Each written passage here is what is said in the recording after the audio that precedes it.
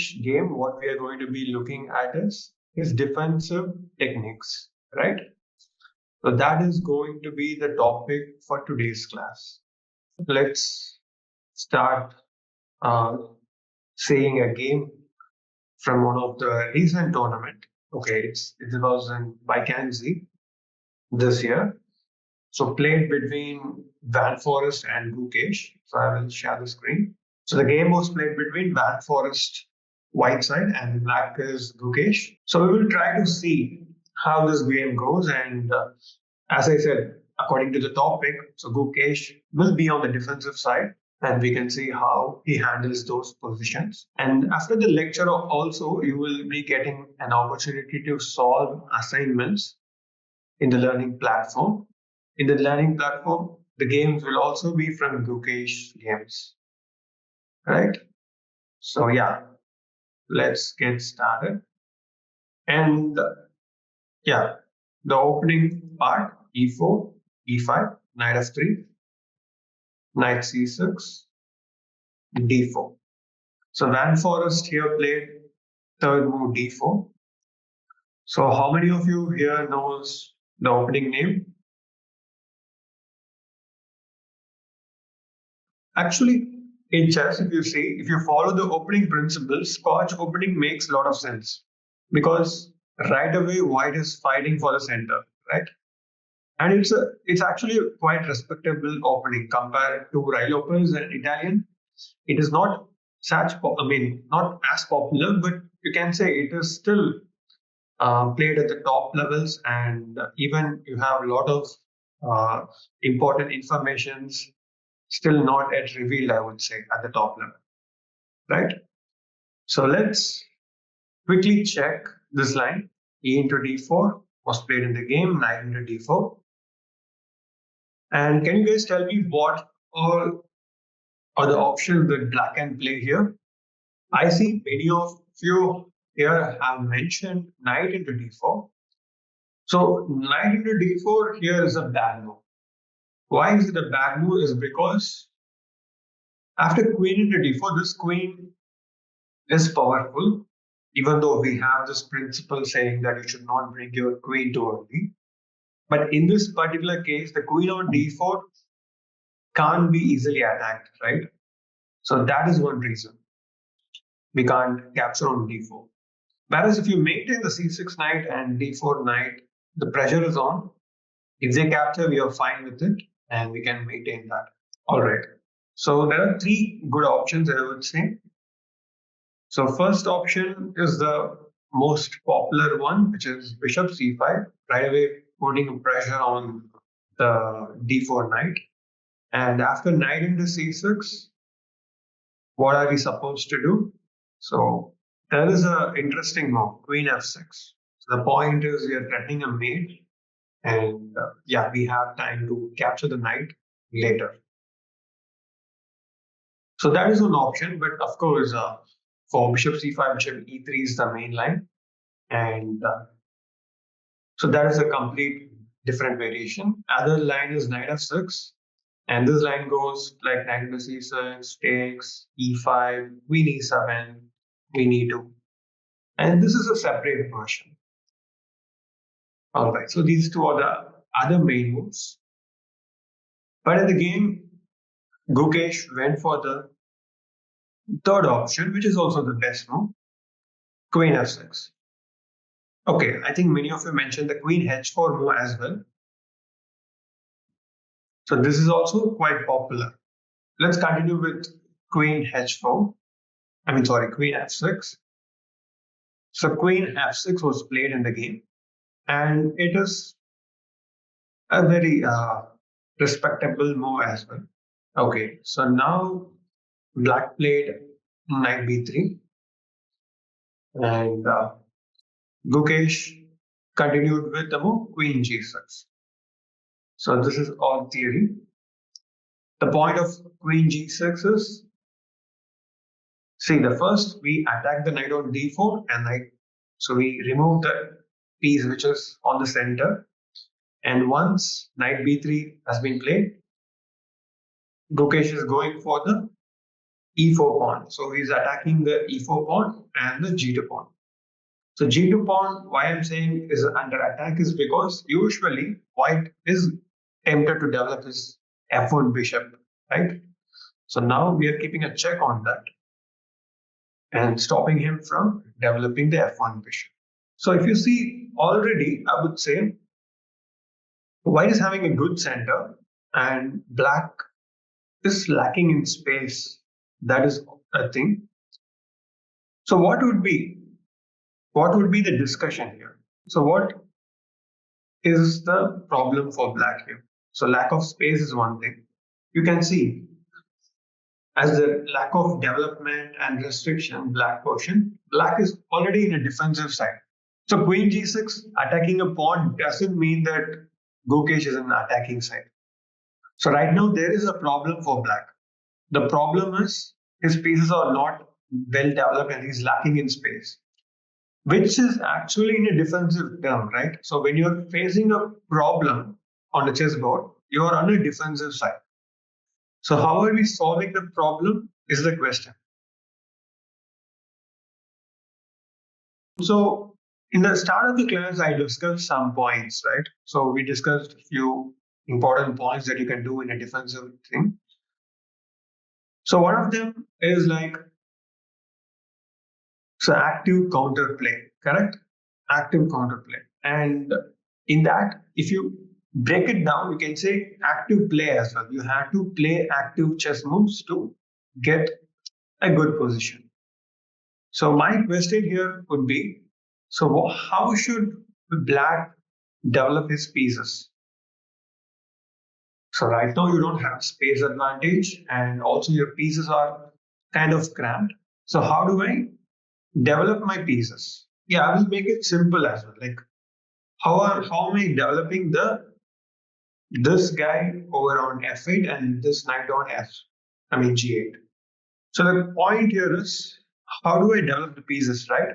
So the common way to develop my piece is like putting this bishop on c5. But then this knight on b3 is stopping it, right? So this square is gone. And what about the p4 square is always can be kicked. So I'm left with two squares, e7 and d6. So now I have to decide which is the best one, e7 or d6. So if I put my bishop on e7, then I need to develop the knight on f6, right? Which is again putting my position into a passive tone. So the best idea here is putting the bishop on d6, followed by knight g e7. And you can ask, what about the c8 bishop, right?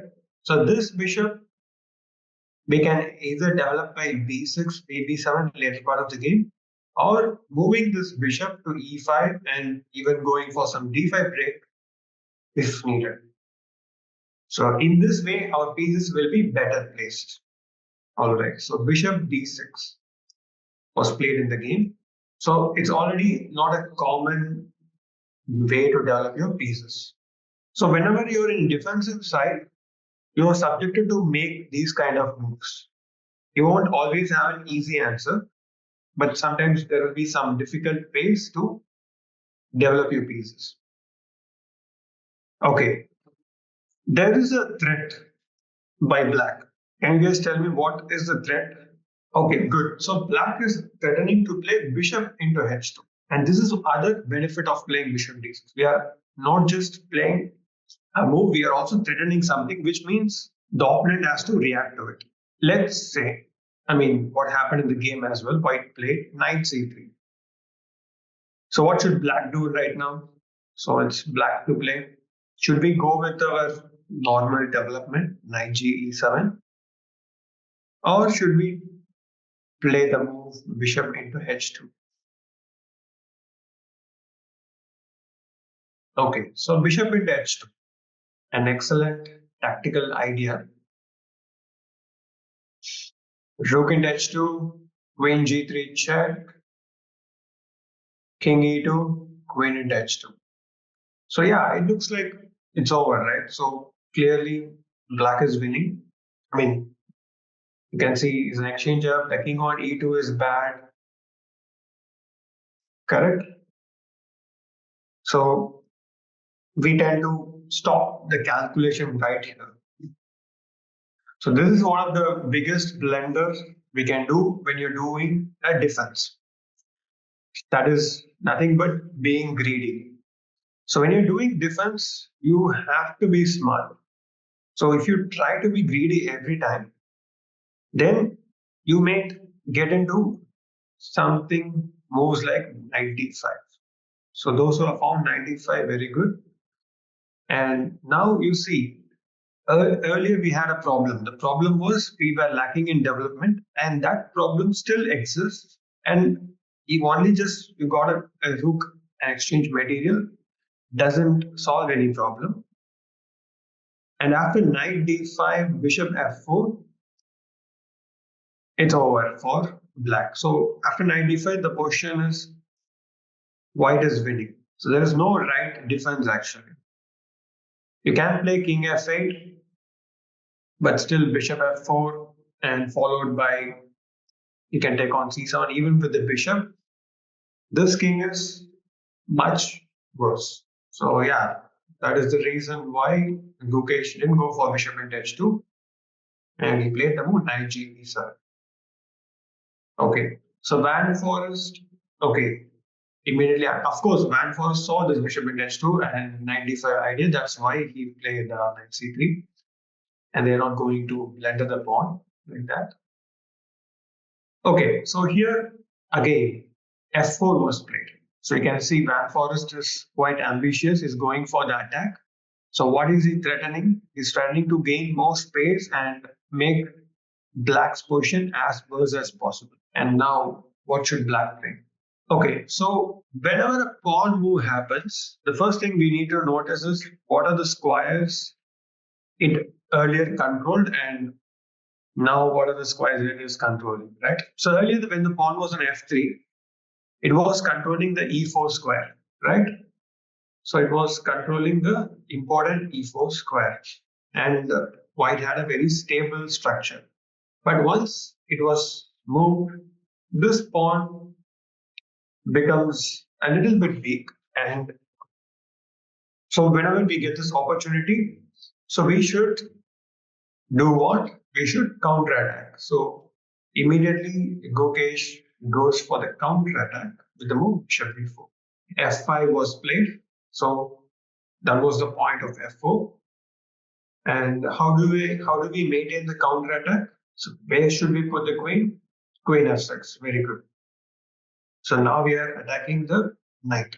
So if white plays bishop d2, how should black continue?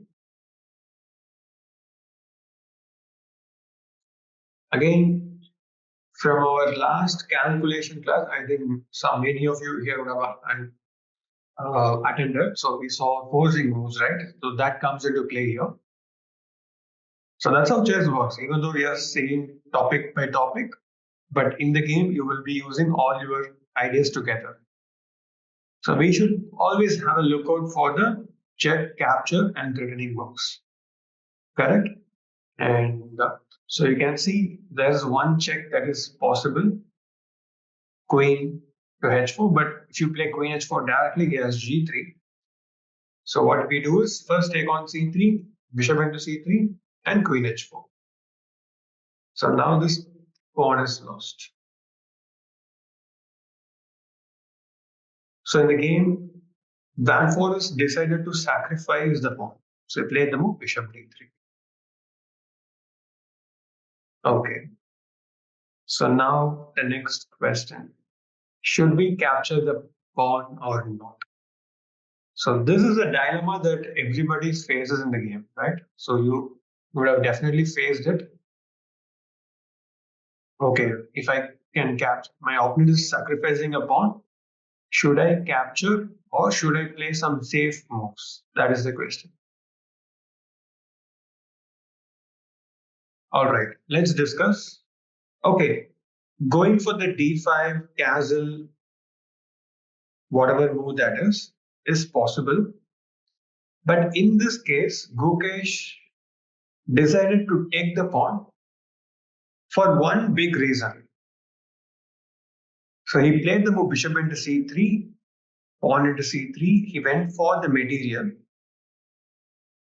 only based on one important idea which we discussed at the start of the class.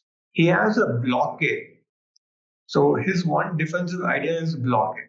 Yeah, you guys told me in the initial like knight is the best defender, right? And what does knight do best is it does a good blockade. So his point is after bishop d2, he returns back with queen f6 and he's saying this e5 square, I'm going to block it and I'm going to put my knights over there and I will have an extra pawn. And it is not easy for white to do many things over there. So that is his logic. So you have to understand two things here. After bishop d3, you could have also continued with moves like d5 and castle. That is also quite, unclear, I would say. But bishop into c3 is an interesting choice because many of you think that, okay, capturing and being on the defensive side is a bad thing, right? But that gives you a winning chance, definitely, because here you have a material imbalance, you have extra material. And the good thing about extra material is you can give it away at any time, you can sacrifice it back, right? So that is one of the reasons. Okay, let's get back to the game. So b into c3, queen c3, bishop d2, queen f6. And also important to note is you should not place your queen on e5, right? If you place the queen on e5 thinking that I am blocking it with my queen, that is a very bad choice because it can be easily attacked. So queen f6, castle. Oops, sorry, just a bit fast. So queen f6, castle happened, d6, and king h1, bishop d7. So all natural moves here. So here white played the move a4. So from white's perspective, what is he doing is so he wants to make sure that black castles somewhere, right? So he wants to see where black is castling and he's ready for the attack. So if you're going for the queen side castle, I just in case, so I play the move a4 so that I can play a5 and create some attack. If you do the king side castle, I'm happy. I'm already having everything set up. I can even go with a blast like g4, g5. So king h1 is a very safe move. Why he wants to get away from the b6 to g1 diagonal. All right. So now, how do I improve the position? So that is the question. So what should black do here? So you have an extra pawn, but how do we create play? Okay, so let's discuss. So how do I improve my position? Just by improving the bad place piece. So right now the piece which I can say is not doing much is the e7 knight, right? So this knight has a potential to be improved, and how we can exactly do is by replacing this knight to e5 and this knight will go to c6. So we need to understand one thing. So we are doing the improvement because right now white can't really exploit black, even though everything is set up. Only when you castle on one side of the board, you are going to allow your opponent to attack. Queen e1 played in the game, knight 7 c6, rook b1. So Van Forest is waiting for his option. Like if you castle on the king side or queen side, I'm going to attack. But I'm just waiting. Do something, is asking Gukesh. Okay. So now the question is, can Gukesh play triple O here? Is it possible to play long castling here? Is the question.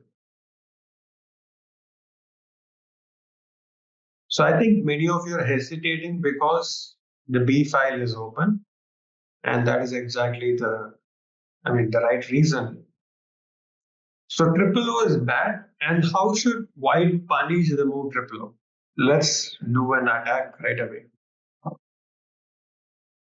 Let's see if you guys can find the right move. So first of all, we are trying to come here with the pressure. Also, we are trying to trap this queen.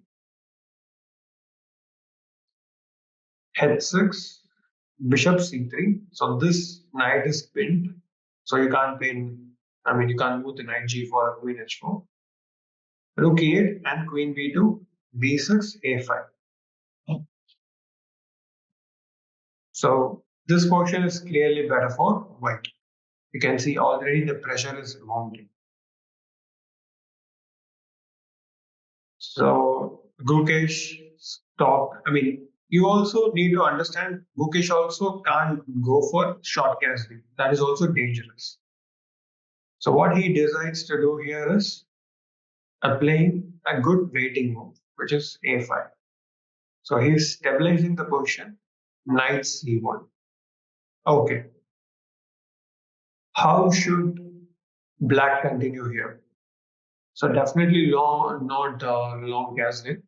So b6 is the move that comes to your mind instantly, right?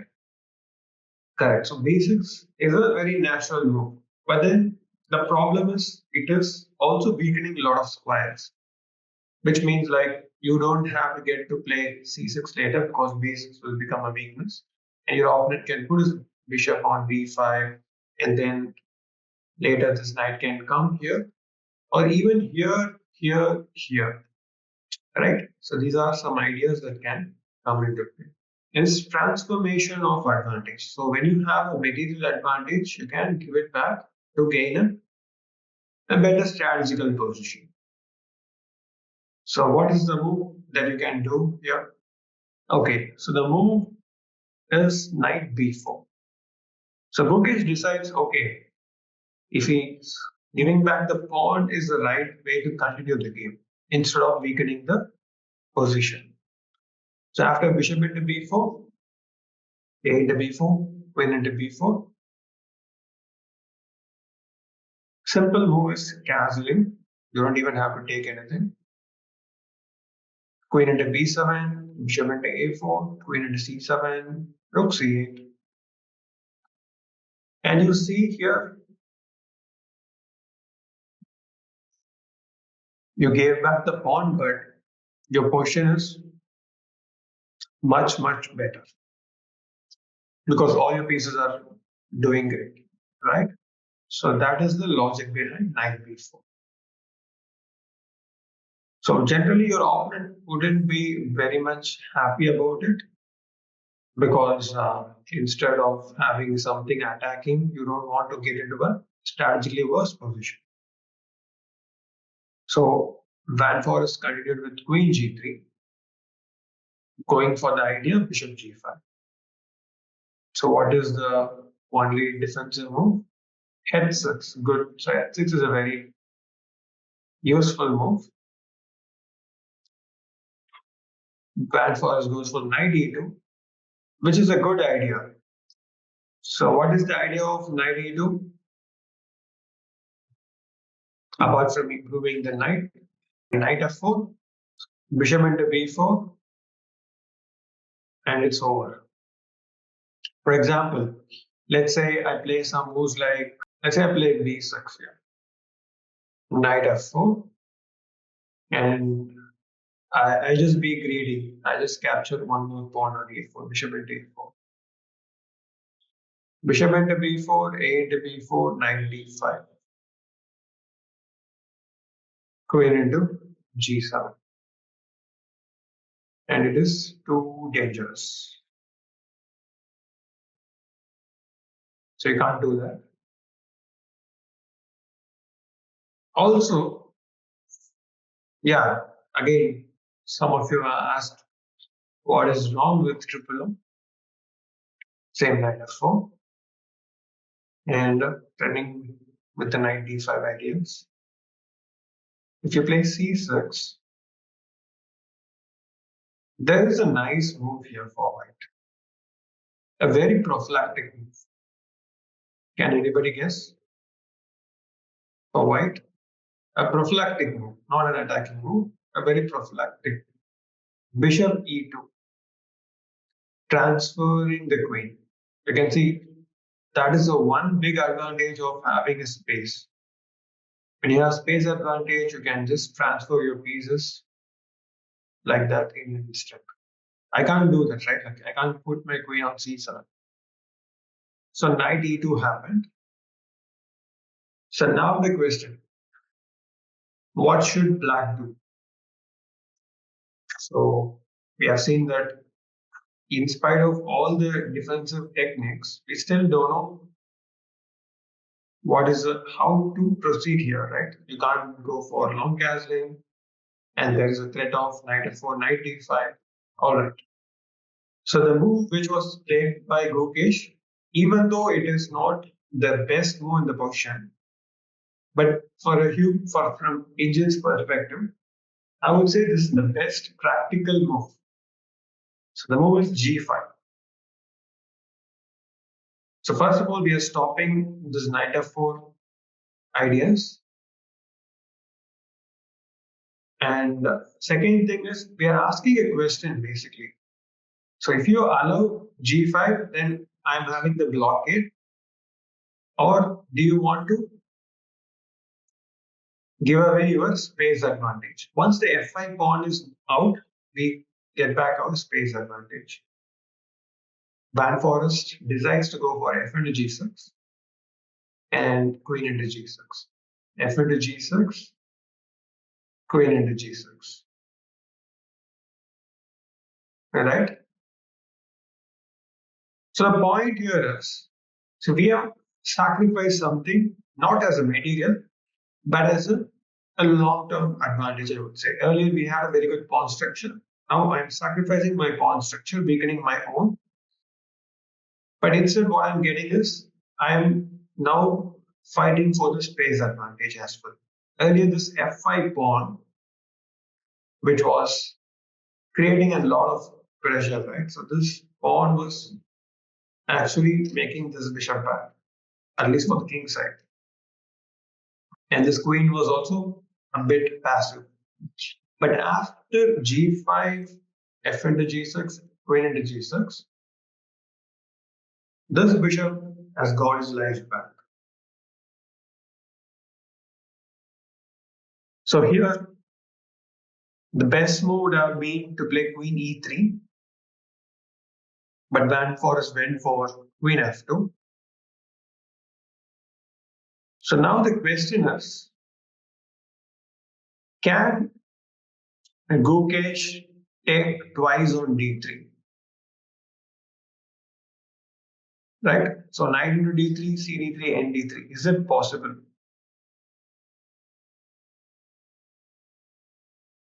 All right. So we can actually take on d3. There's no harm in taking on d3. So knight b d3, c d3, n d3. I believe many of you here stopped after queen d4, thinking two pieces are under attack.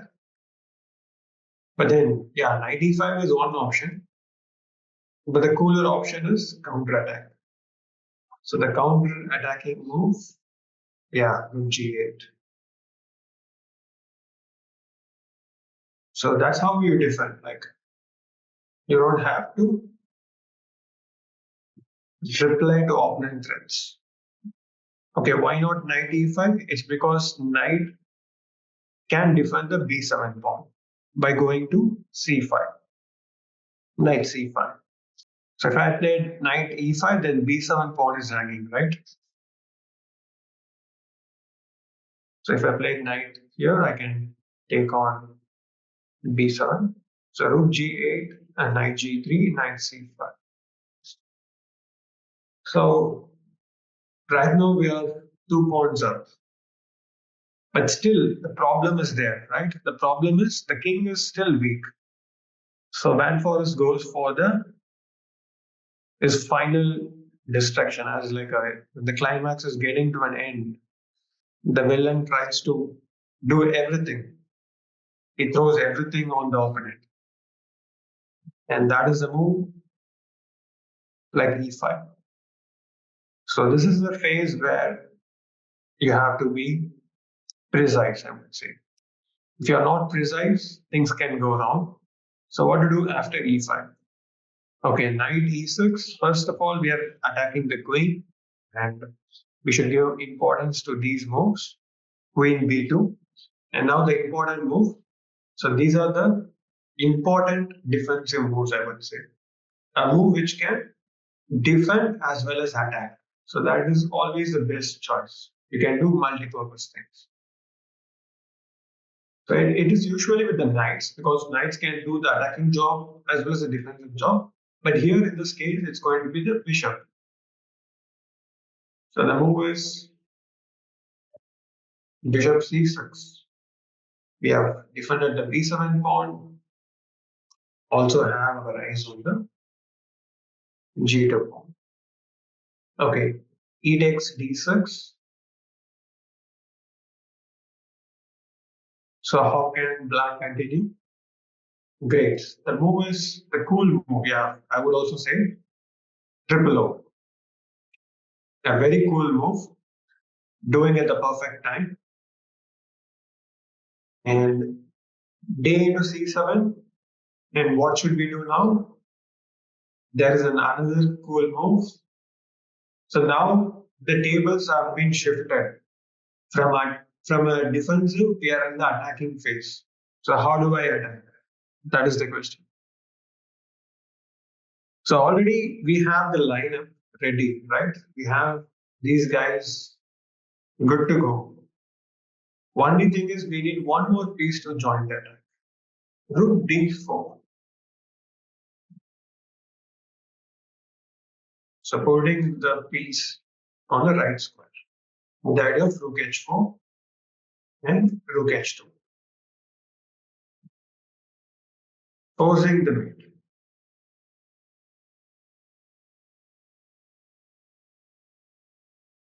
Rook bc1. Rook h4. So rook d3 is not forcing, right? Here we are forcing a checkmate. My idea is to play rook into h2. You play rook into c6. I have rook into h2, king into king g1 means rook into g2 with a checkmate. So that is the reason. So rook d4, rook h4 plan is more powerful than rook d3, rook into g3. Yes, the satisfaction of attacking after defending the whole game is, yeah, it's great. And psychologically, your opponent will be in a very bad state to defend.